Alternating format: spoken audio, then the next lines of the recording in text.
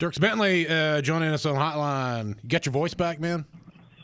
It comes and goes depending on how many shows I played the weekend before, but it's kind of there.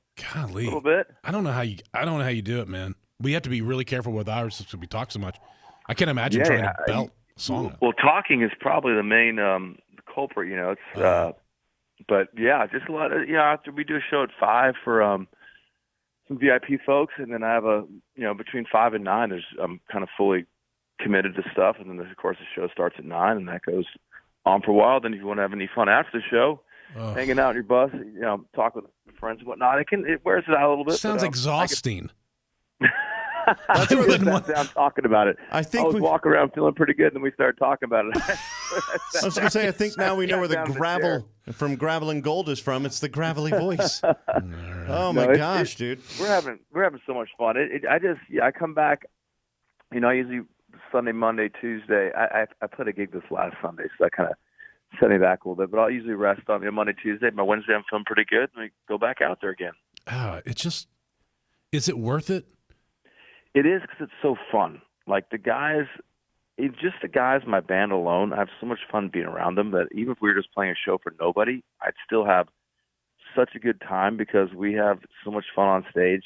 It's hard to describe. Just that relationship you've had with these guys. I mean, the minimum is I think 14 years now. Some of these guys have been with me since I was playing Lower Broadway. We all ride around the same bus together. I fly them in the plane. Sometimes I sit up front and fly the plane. Sometimes I sit in the back and play cards. We just have a great. That's so great. And then we're in a whole separate band called the Hot Country Nights. Right. It's ridiculous fun, and that's why I do. That's kind of why I base any of my decisions off now. Things I get involved with, spirits or other businesses, like just whatever's fun. And it's just so fun being on stage with this crew, and not just my band, but also my crew. Just people that I've been able to kind of curate and bring together over the course of my career. It's just really solid, fun people to be around. So that's why I still do it. I love it so much, and I'm not. There's hardly So I'm good. Just the voice. just the voice. He's playing Bridgestone Arena in Nashville Saturday night, all part of that Gravel and Gold tour. It runs all the way through the end of September. We got Dierks Bentley, and speaking of a little petty love, a little American Girl. And we got Dierks Bentley with us. We'll come right back more with DB next. Hang on. Dierks Bentley and American Girl, of course, the Tom Petty classic. That whole tribute, by the way, that whole tribute album that's from is so good, but I don't know why your version of American Girl just feels pure, man. Sounds more like Tom Petty. Yeah. For some reason. I don't know why. Yeah, I mean, the album is crazy. I'm looking at it right now. Scott Burchetta just sent me a copy of it. I mean, George Strait's on there, Dolly Parton, Stapleton, Laney's on it. Everyone's on it. It's crazy. I love our version of it. When he asked me to be part of it, I asked if that song was available, and he said it was. I couldn't believe it. Did you do it on tour? Did you ever do it like in clubs and stuff?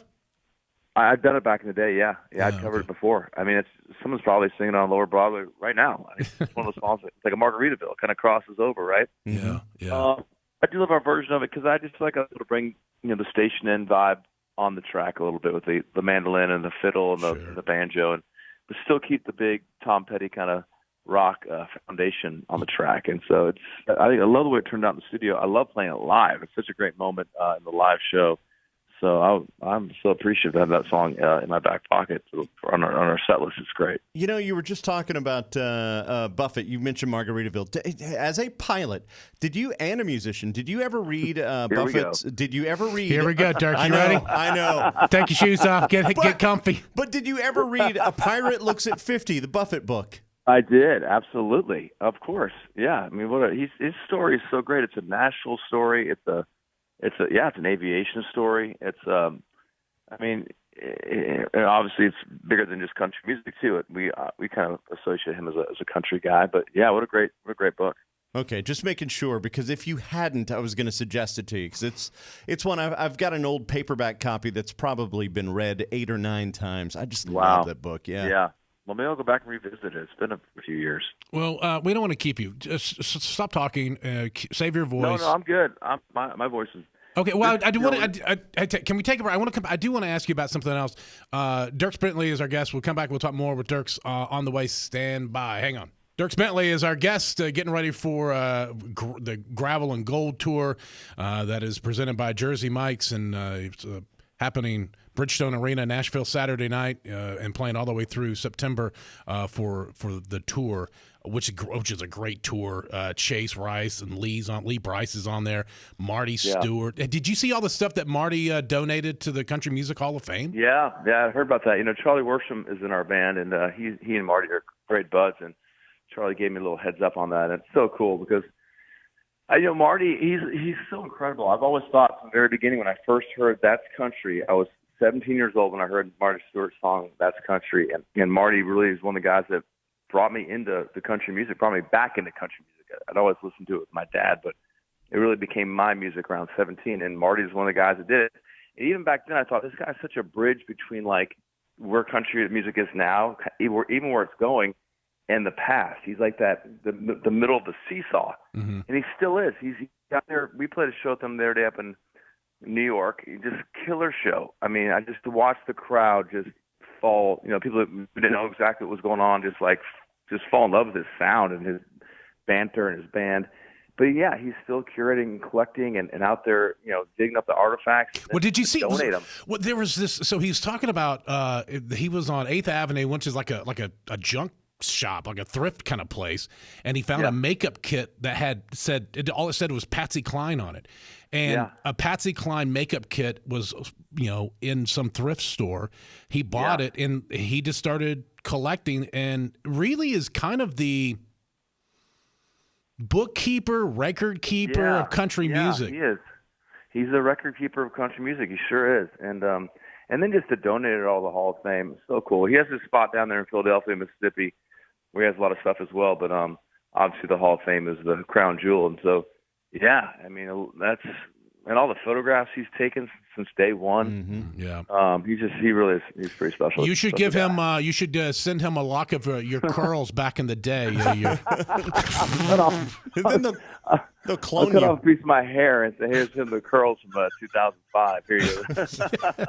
And speaking of the tour, it's sponsored by Jersey Mike's. Have you been able to meet Danny DeVito yet? But we see him on TV all the time. I'm always wondering why does he get the commercial and I don't? That's right. I'm a true Jersey Mike's guy. There's one right by the studio in Berry Hill.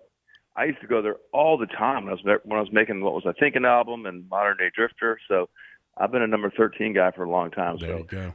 I wouldn't get involved. Anything I get involved with is always got to be some sort of personal connection to it. So yeah, I love Jersey Mike's. I'm all about it. We'll be looking for his whiskey as well. You've got Road 94 whiskey out now. Road 94. Yeah, man. So congrats. You can get all that on his Instagram page. That's pretty exciting. I love that.